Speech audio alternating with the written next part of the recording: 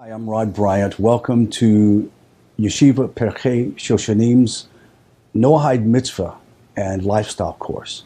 I hope that your studies have been fruitful and you've been enjoying them.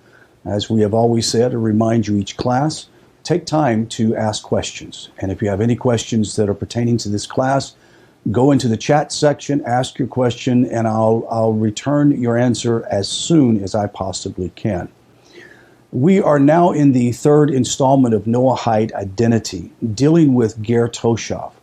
We're actually going to be talking about the idea of a Ger Toshav in the postmodern era. Having clarified the identity of a Ger Toshav, we now turn our attention to Noahide identity.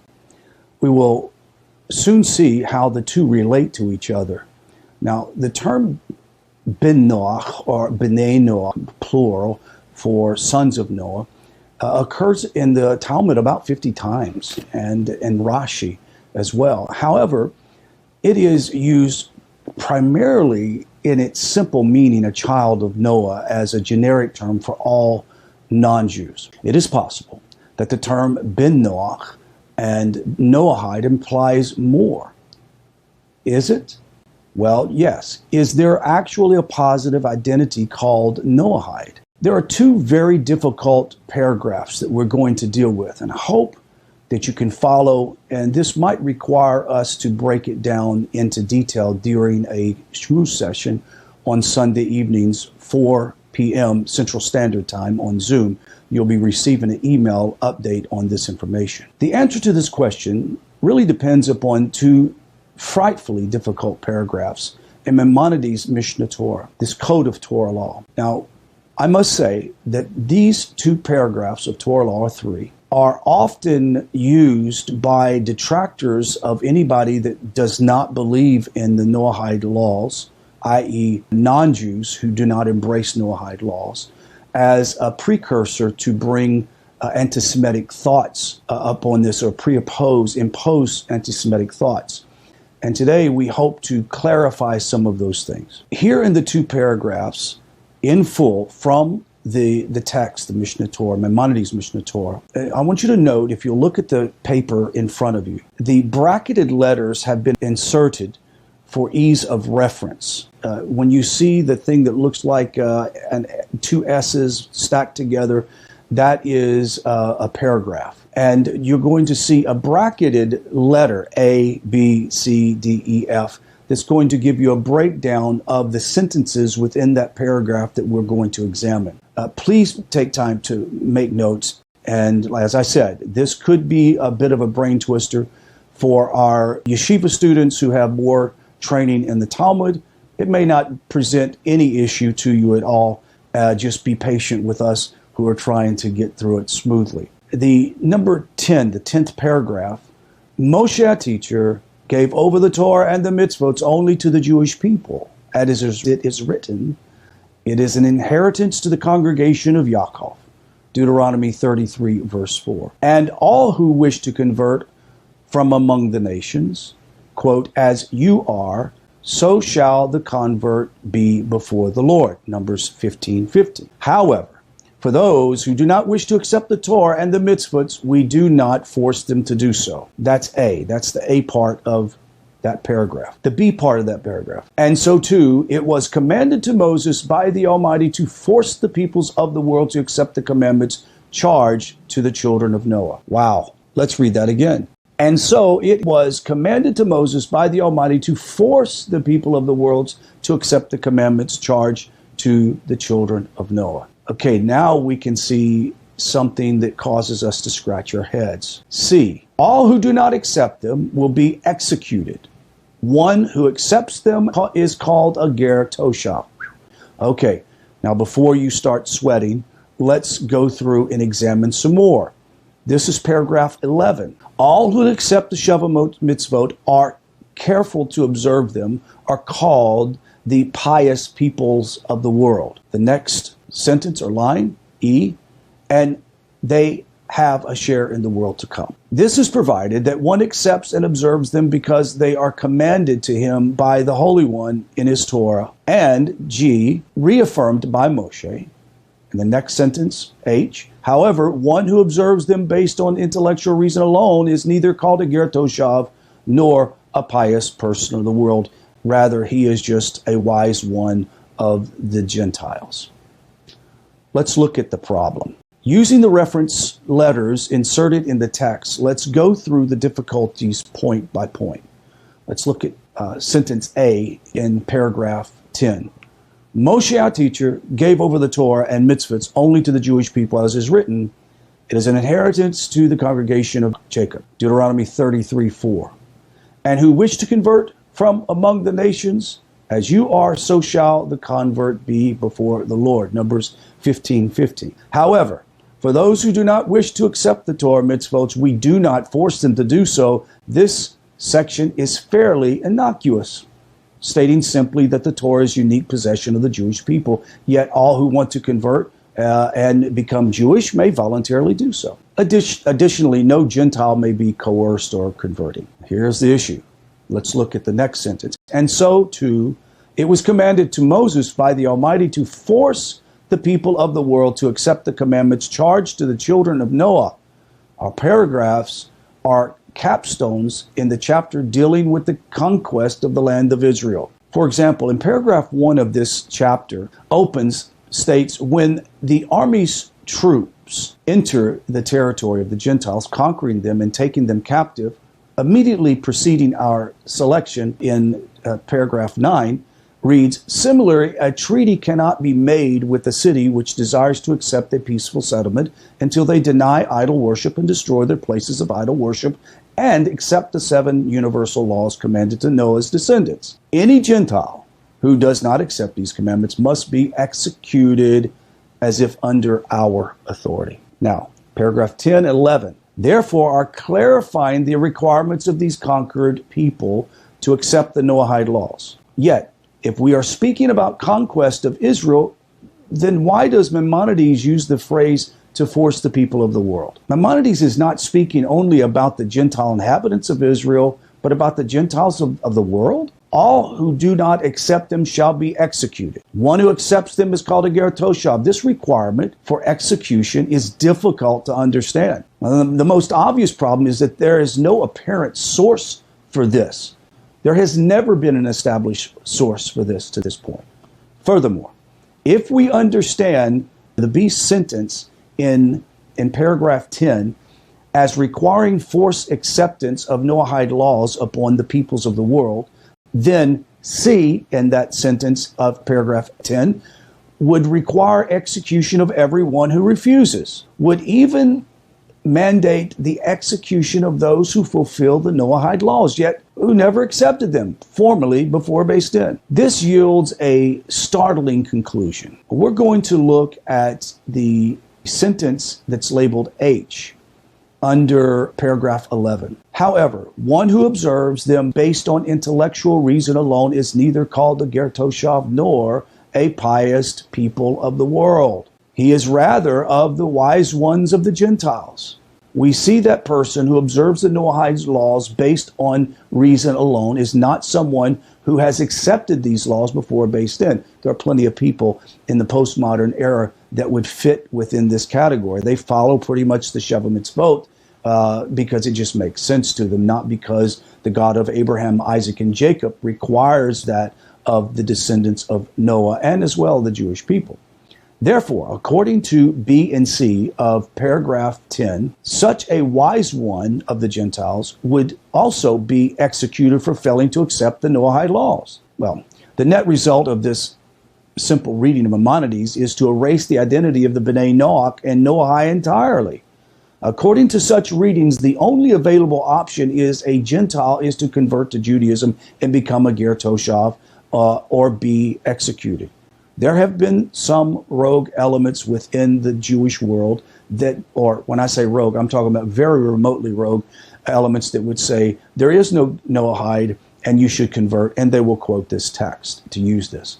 We're attempting in this class to clarify this and debunk those who would say there is no Noahide and you shouldn't become a Noahide. It's not supported by the Mishnah, and therefore you should convert. Let's look at paragraph 11. Only creates more problems for us. Let's look at a sentence that's labeled D in paragraph 11. All that accept the Sheva Mitzvot are careful to observe them are called the pious people of the world. The classification of a pious person of the world has no clear Talmudic precedent. This is only true, however, of our modern editions of the Talmud. For example, in Sanhedrin 110b discusses the reward earned by the children of the wicked, of the idolaters. Rashi, commenting on this passage, similarly refers to the merit of the children of righteous of the idolater.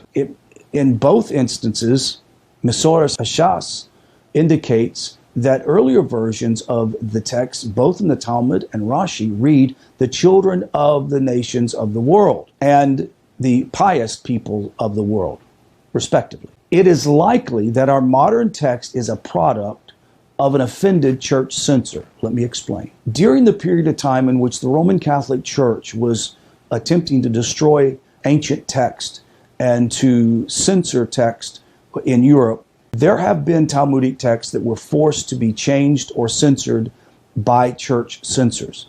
And if you want to know more information, it's very easy to research and do some searching on the internet, and you can find this out. What is odd, though, is that the tying of the status of a pious person to the acceptance of the Noahide laws is this. Or let's look at bracket E, the sentence E. It says, and they have a share in the world to come. This passage presents little that is surprising. The Talmud has already demonstrated that Gentiles receive a reward for fulfilling the mitzvahs. However, we again have the questions, why is the receiving of eternal reward in the world to come dependent upon the status of a pious person? F and G, the sentences labeled F and G in paragraph 11, this is provided that one accepts and observes them because they are commanded to him by the Holy One, blessed be he, in his Torah and reaffirmed by Moses, or reaffirmed by Beis Din, etc., etc. Maimonides requires acceptance of the Noahide laws based upon the Sinaitic revelation, rejecting the validity of acceptance based on the original Noahidic covenant. However, acceptance based on the Sinaitic revelation, a Gentile does not receive reward in the world to come for fulfilling the Noahide obligations. However, one who observes them based on the intellectual reason alone, neither called a ger toshav nor a pious person. He is rather just a wise one of the Gentiles. Look, Maimonides informs us that not only is acceptance based on the Noahidic covenant insufficient, but even fulfillment of the Noahide laws based on reason or logic is unacceptable. Let me explain that again. Just for one to say, well, the laws that were given to Noah, we follow them because we're children of Noah. Or they just make sense, they're logical. This is really an unacceptable reason to follow those if you want to receive the full merit in the world to come. One who observed the Noahide laws based upon reason does not merit being called a pious person, but a wise person. He's not stupid, he's not an evil person, but he's not fully going to receive the reward he should and could. Furthermore, one who observes his laws based upon what appears precluded from receiving any reward. Maimonides only grants reward to one who accepts the laws based in the belief that it came from Sinai. And check the sentence D and E in the paragraphs above. Now let's make sense of paragraph 10 and 11. The issue in paragraph 10 of forcing acceptance and executions we deal with later. The immediate issue, the question of Noahide identity, requires unraveling of paragraph 11 or verse 11. All who accept the Sheva Mitzvot are careful to observe them are called the pious people of the world. Bracketed in E in that next paragraph, and they shall have a share in the world to come. And the next sentence, this is provided that one accepts and observes them because they are commanded to him by the Holy One in his Torah. And next sentence, affirmed by Moses. And next sentence, however, one who observes them based on intellectual reasons alone is neither called a ger toshav nor a pious person of the nations. He is rather of a wise one of the Gentiles. Now, Rabbi Yosef Karo, author of the Shulchan Aruch, notes that there is no apparent textual source for this paragraph. Writing, it appears to me that our master made this statement as a result of his own deduction. Despite this lack, Rabbi Caro agrees with Maimonides' conclusion in paragraph 11. Without a textual source, scholars have been left to speculate as to Maimonides' reasoning. However, the Sefer Toldot Adam records a curious story about Rabbi Shlomo Zalman of Zolotzin, brother of famed Rabbi Chaim of Zolotzin. A visiting Sephardic rabbi asked Rabbi Zalman to explain several difficult sections of Maimonides' writings. When asked about the source of our paragraph 11, the author tells us that the Rabbi Zalman offered up a following midrash. Rabbi said, I have heard that the pious of the nations of the world have share in the world to come. However, we have not been taught so with regard to the wise men of the nations of the world. Who is a pious man from the world among the nations of the world? He who accepts the Sheva mitzvot, or 7 commandments, because they are written in Torah? A wise man from among the nations of the world, however, is one who observes them based on his own reason. Sefer Toldot Adam, however, does not identify this midrash. In fact, since his quotation of it, no one has ever succeeded again in locating it. In the 20th century, however, the manuscript of a lost midrash, Mishnah Rebbe Eliezer, was discovered and published. Mishnah Rebbe Eliezer includes the following passage. The Chesedi Umos Olam, or the pious Gentile of the nations, are only called pious when they fulfill the 7 mitzvahs, or 7 commandments, or 7 categories, and to the children of Noah in all of their detail. This is provided they do so, saying, we fulfill them because our father Noah commanded us by the mouth of the Mighty One. So if they do so, then they merit the world to come just as a Jew. This is so that even though they do not keep Shabbos and festivals, for or after all they are not commanded in them, but if they observe them, the Sheva mitzvot, saying, we heard them from so-and-so, and if they observe them in accordance with their own reason, then they receive their reward only in this world. The text is the closest parallel in any ancient rabbinic text in our to Maimonides in paragraph 10. Viewed against the midrash quoted in Sefer Toldot Adam, it appears that Sefer Toldot Adam midrash is rather a corruption or poorly recalled version of this Mishnah Rebbe Eliezer. Is the Mishnah Rebbe Eliezer's Maimonides source for paragraph 10? It is certainly possible. After all, we know that Maimonides was familiar with it. However, there are 2 obvious differences between Mishnah Rebbe Eliezer and that of Maimonides in paragraph 10. The first is that the Mishnah Rebbe Eliezer requires acceptance of the Noahide laws. Because of this, that means that they had to accept the Noahide laws because of Noah and not because of Sinai. The second is that the Mishnah Rebbe Eliezer mentions reward in this world for those who keep Noahide laws according to their own reason. Maimonides makes no statements or differentiation. However, it is not the Mishnah Rebbe Eliezer as was relied upon. Whether or not Mishnah Rebbe Eliezer was relied upon Maimonides, it is nevertheless attested to the tradition validating Maimonides' concept.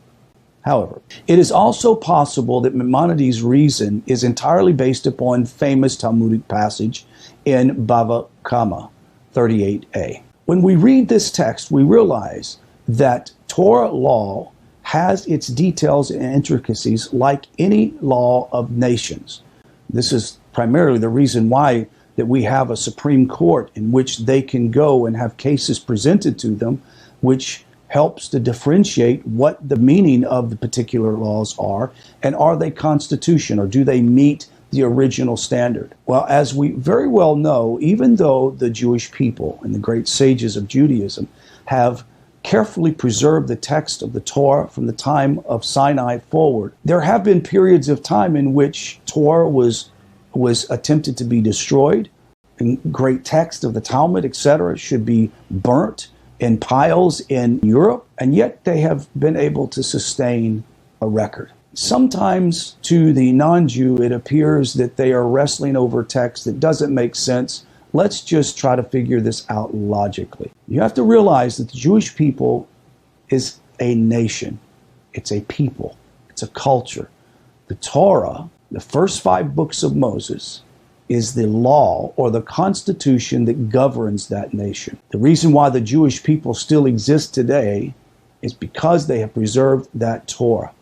The reason why the Jewish people understand and know how to practice their life and experience their lifestyle is because they have preserved that Torah. Now, the postmodern era, we bring in the righteous non-Jew. And in these texts, you realize how they have to wrestle with these texts to find out what is the place of the pious non-Jew? What is the place of a person who is a Noahide? And what is the place of a person who is a non-Jew who follow the mitzvot, not because of any other reason besides they make sense, not because they're given from Hashem on Torah and given to Moshe, but just simply because they make sense. Now we understand why they wrestle with the laws like this. The job of the Noahide is to listen and to study carefully. It's to ask plenty of questions, and we know that asking questions is very important. Now ask students to consider themselves fortunate to be able to sit down and have a very intimate look into these texts. You also, I would say, should be challenged to ask plenty of questions.